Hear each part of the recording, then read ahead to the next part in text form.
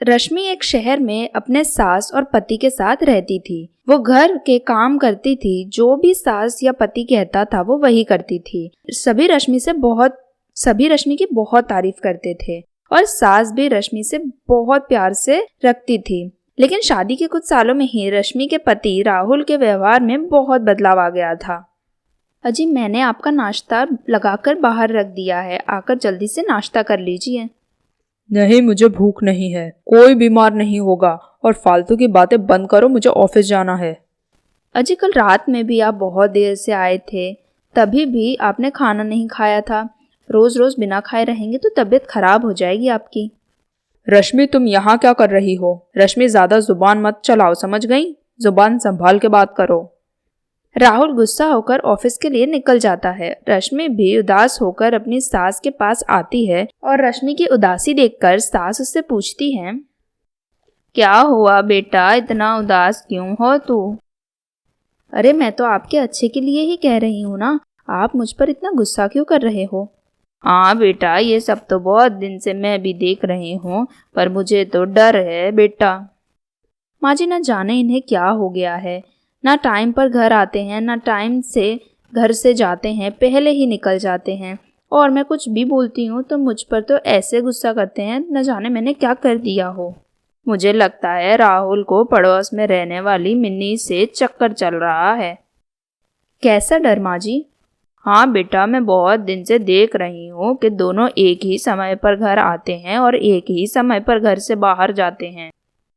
माँ जी, ये आप क्या कह रही हो? माँ जी, अगर आप सच कह रही हो तो मैं कल ही इनके पीछे जाकर देखती हूँ कि ये कहाँ जाते हैं।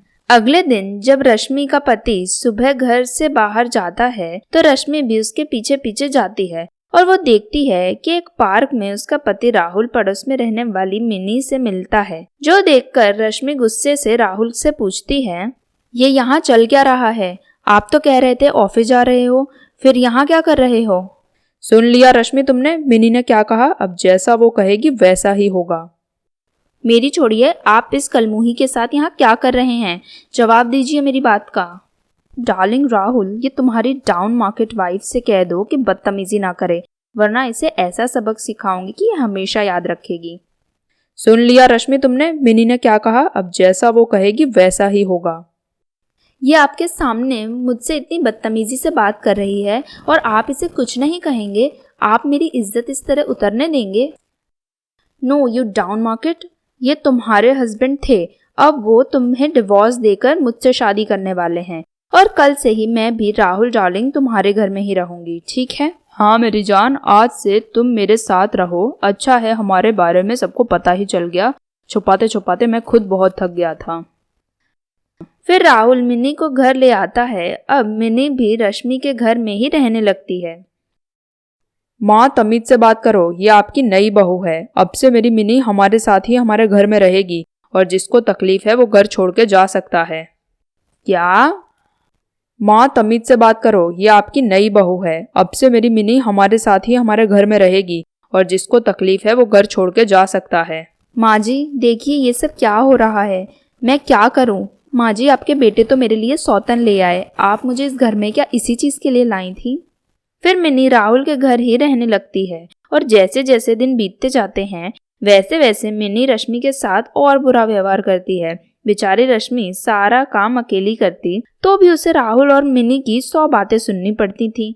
एक दिन, राहुल डार्लिंग, अब इस रश्मि को घर से निकालो और इसकी जगह कोई काम वाली ले आओ। क्यों, क्या हुआ? कोई भी काम ये ढंग से करती ही नहीं है। माँ जी, अब टाइम आ गया है कि आपके बेटे को सबक सिखाया जाए। बहुत सहन कर लिया मैंने, अब मुझसे नहीं होगा। मतलब बहू? अगले दिन रश्मि अपने कमरे से बाहर आती है तो उसे देखकर सबकी आंखें चार हो जाती हैं। बहू, नजर ना लग जाए, आज तुझे इतनी सुंदर लग रही है, क्या कहूँ? थैंक यू मम्मी जी, मैं ऑफिस जा रही हूँ और खाना भी बाहर से ही खाकर आऊंगी। आप लोग अपना देख लेना, ठीक है मम्मी जी, बाय। ऐसा कहकर रश्मि वहां से चली जाती है। अब कुछ दिन बीत जाते हैं। रश्मि ऑफिस जाती है, इसीलिए घर का सारा काम मिनी को करना पड़ता था। जो मिनी नहीं कर पाती थी। ना ही वो राहुल के लिए रश्मि की तरह खाना बना पाती थी। धीमे धीमे राहुल को अपनी गलती का एहसास होने लगता है। एक दिन, रश्मि, ये आदमी कौन है? ये मेरे साथ काम करते हैं, इनका नाम हर्ष है और हम दोनों शादी करने वाले हैं। क्या मेरे होते हुए दूसरी शादी करोगी तुम? आप तो मेरे होते हुए सौतन ले आए, तो मैं भी शादी कर ही सकती हूँ ना, इसमें क्या बुरी बात है।